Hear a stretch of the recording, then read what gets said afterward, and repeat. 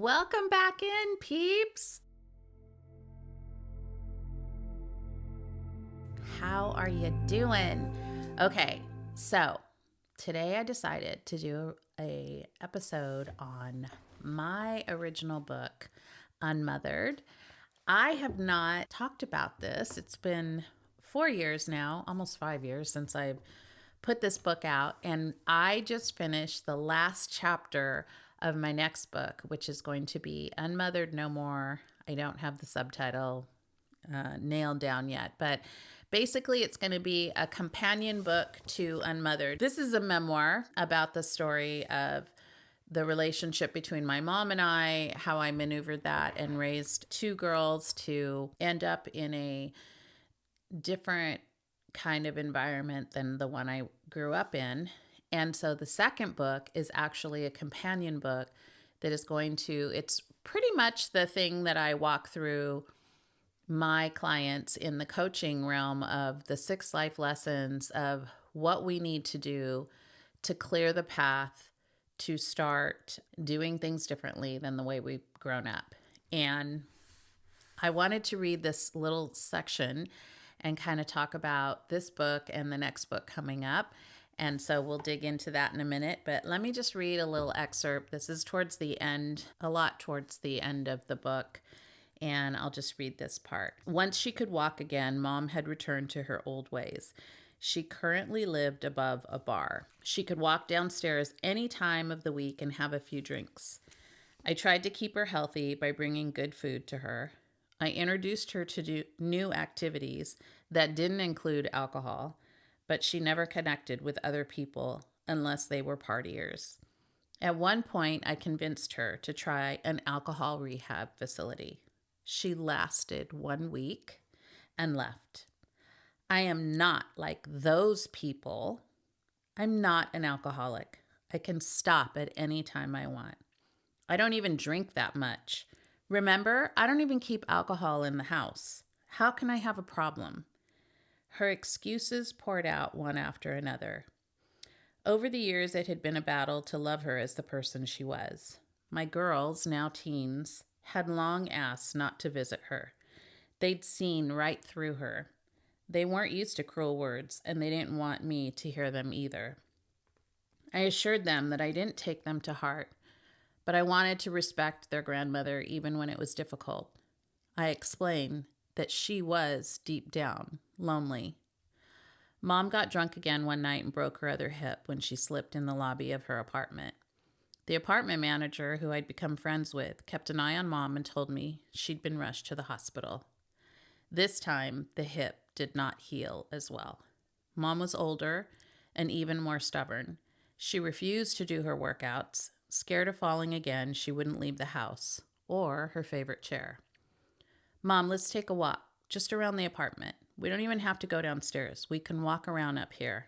I grabbed her hand to help her up. She was sore and weak. I can't walk far. It's too hard.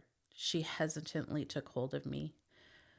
We walked around for about 10 minutes, and then she went back to her chair and watched Jerry Springer while I made her lunch. We did this several times a week. This strong-willed woman who used to walk everywhere wanted to stay home out of fear of falling again. During one visit, I noticed that her feet looked swollen and red. I lifted her pant leg. Her legs were covered with raw, open wounds. She'd never told me. Mom, what is going on? We need to take you to the doctor right away. This is serious. I picked up the phone to make an appointment. No, just put some lotion on them. They're fine. I saw the fear in her face, but I no longer listened to her pleas. I wouldn't be playing nursemaid to her. I took her to the doctor, who said she had a serious infection on her legs, caused by her sedentary life. They told me how to take care of her, and they assigned a visiting nurse to show me how to apply the medications. The nurse showed up at Mom's apartment the next day. She instructed me on how to glove up, soak Mom's feet in the plastic tub, dry them gently, rub medication cream up her legs up to her knees, and then wrap them in gauze. I did this every other day. I was doing just that when my mom looked down at me one day. I knelt by her feet, putting my gloves on, next to a warm tub of water. As I gently lifted her feet into the tub, she patted the top of my head. You are a good daughter, and I bet you are a good mom. She continued to stroke my head. My world stopped. Words of affirmation from my mom as I knelt beside her, washing her feet. I was aware that God knew I needed to hear those words. The last few months had been hard. She had been especially cruel with her words and behavior. I would set her up for the day, then leave as soon as I could get away from the negativity. I would get to my car and argue with God. Why can't you just take her? She hates this world. She's a miserable human being. I don't want to do this anymore. I would hear a whisper in my head. Patience and grace. Patience and grace. I didn't have either. Now, as she sat before me, I almost backed away from the shock of her words. God told me to soak them in. I was a grown woman. I was a mom, a wife, a sister, a daughter. I needed to hear them. I looked up at her face. It was soft and gentle. We smiled at each other. Thanks, Mom. I teared up and continued to clean her wounded legs. Okay. So, digging into a memoir, yeah, you can see how intense that can be. At some point, I am going to do an audiobook. It's on my bucket list. I just have to plan for the time of that. It takes a lot. It takes, first, a lot of money. And second, I have to go down, I think probably my publishers, the person that does the audio is in LA. So I'm going to have to go down and stay there for weeks and weeks and work on this book. But you can see how audibly, when you hear a book, it does sound a lot different than you read it. And also memoirs are really different because you're not just giving instruction, you're actually digging into some stories, and it can be very therapeutic, and it can also be extremely hard. The thing that I've looked at through since I've written this book is I've done 4 years of diving into trauma-informed coaching and realizing that a lot of this book was so helpful and therapeutic to me, but also there was just a lot of things that I hadn't cleared out of the trauma that I had gone through with my mom. And when I go back and I read through this book, I'm like, I read it like, oh, it's a Tuesday. My mom kidnapped us at 8. It's fine. We started a new school the next day kind of thing. And when I had to go and dig into my story, I bawled for days because I didn't realize how intense my life had been and how much the trauma had really settled into my body and how many lies that I had attached as truth to my life. And also trying to raise my girls and do the right thing, as a Christian. Everybody's always like, just forgive your mom, love your mom. But, unless you've walked in those shoes, and that's exactly what I did. I loved my mom, but I had to set such high boundaries because unless you've walked that journey, you don't know how extremely difficult and toxic that can be. You have to find a balance of not being pushed over to where you're not being healthy with your own family and teaching them new habits. And so when I look back at, the different things that my mom went through over the years and how we went on this journey together, it seems like forever. But then when I read the book, and like even going back to this place, it hit my heart so solidly because I can remember sitting there. It was such a prophetic thing of washing my mom's feet. Like who in the world, like you can't write this stuff up, of kneeling down and washing, being humbled to this woman who was not lovable, washing her feet, being so mad because I'm like, once again, she is not taking care of herself. And now I have to clean up her mess. And, all the thoughts that go through our minds, and just trauma upon trauma piling on, and just trying to do the right thing because I love Jesus and I know, what would Jesus do? He would wash her feet, like wash her feet. Not expecting that at that moment, my mom would touch the top of my head and say those words to me. It literally shook my world. I don't think I can even put that feeling in a book. I hope you got that feeling, but it was like such a shock and was not lost on me that I am kneeling down washing feet, just like the Bible. Like, what is happening right now?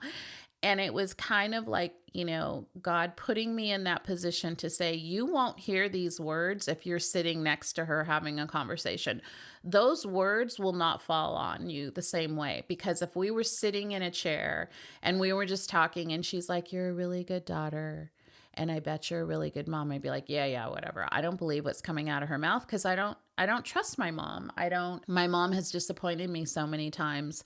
My mom is not trustworthy. She is not someone whose word I will take as gospel. But when you're in a kneeling position and you are at your most humble and you are gloved up having to tend to these wounds, if I tell you guys, those wounds were gross. Like her feet were bad, like her legs. It was from her knees down to her ankles, and they were like open wounds, and it fell on me to take care of her, and I was so angry about that. And so being able to put that scene into this book was so prophetic to me to realize when you're in these hard places and you just are hopeless, helpless, you're like, I don't even know what I need to do in this situation. I'm just trying to get through it. I'm in the pit right now.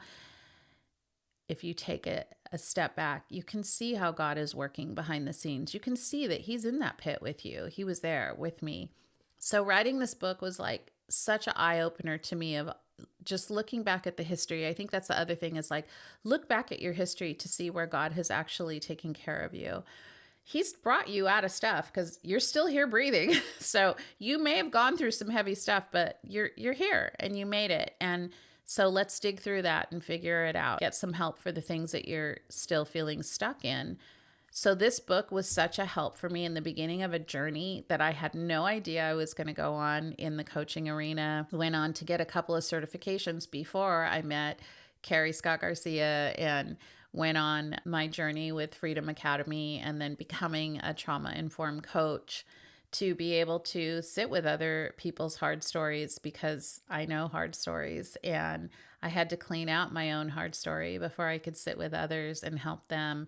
And so now with this second book, I'm excited because the things that I do teach in my coaching, I now get to put in print form.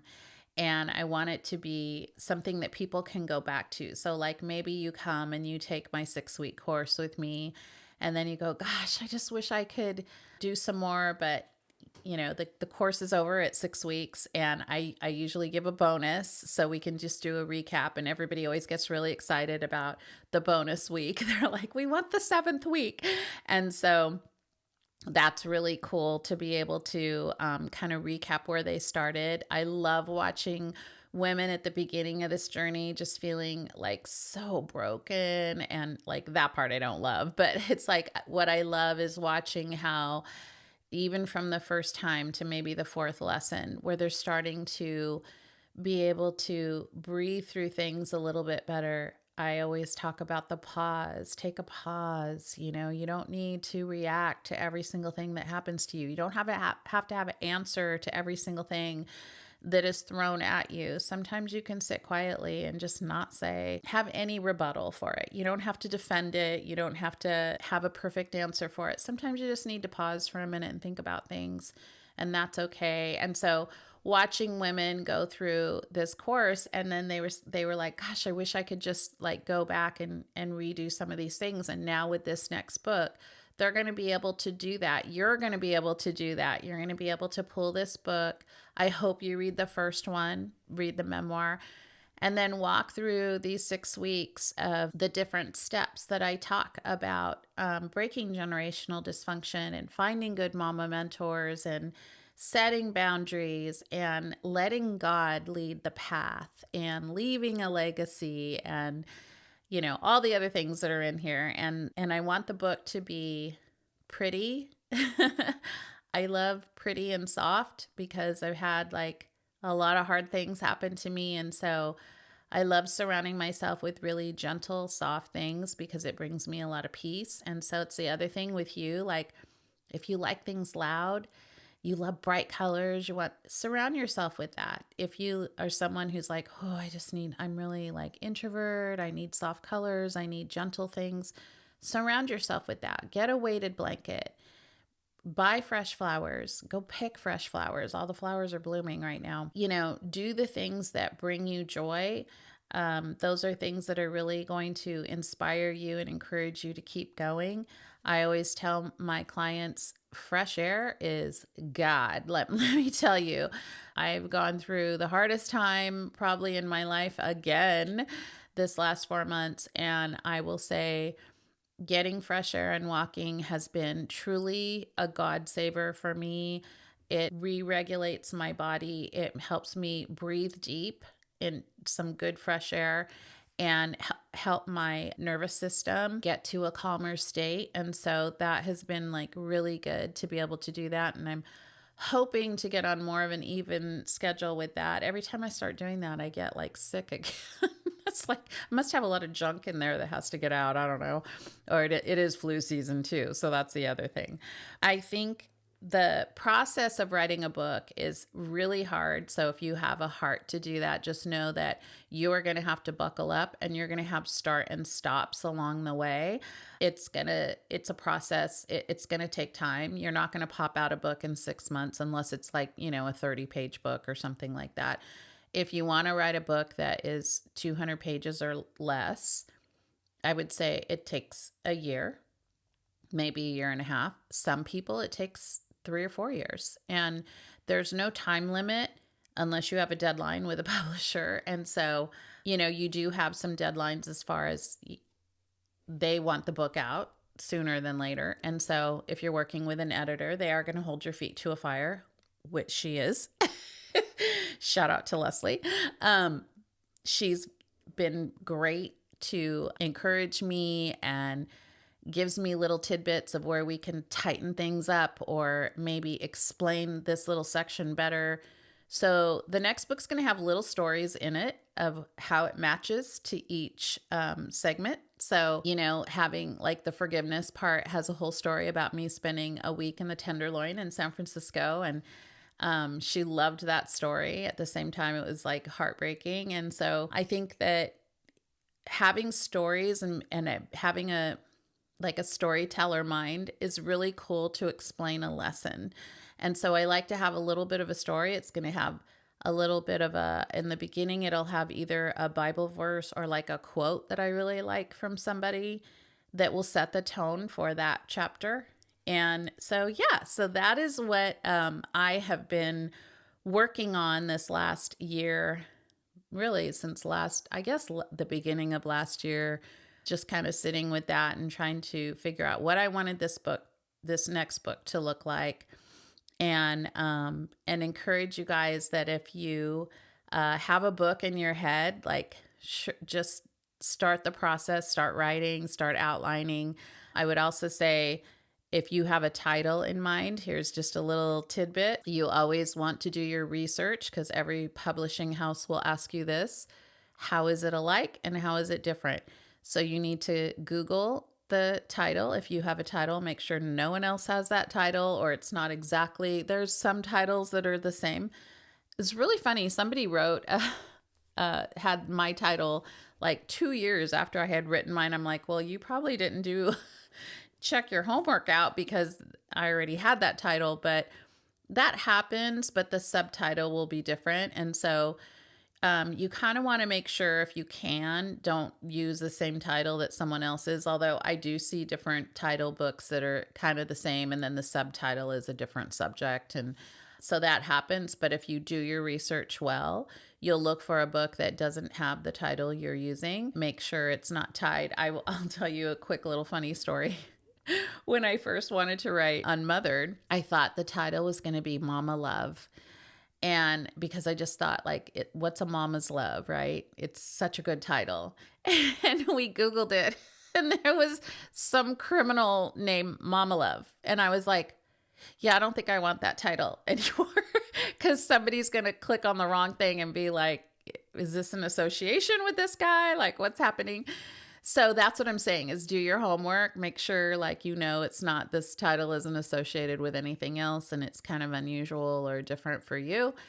And if you are wanting to know more about the second book, you can sign up for my newsletter. I have a newsletter out called Tuesday Talks with Phylis. You can go on my website, sign up for that. You also get a freebie with that of, I think it's the 5 steps to setting boundaries. And we're going to be updating that to something new, but it's great to have a newsletter come into your box to see, like, where the journey is going with this book. It will be out sometime this year. We are just tightening up all the chapters right now. We finished the last chapter. Woohoo! And so we are just in the process of, now we have to go through each one and kind of correct all the corrections, maybe add or take away some things and just tighten it up. It'll go into hard edits. And then we're going to do some design, and then we're good to go.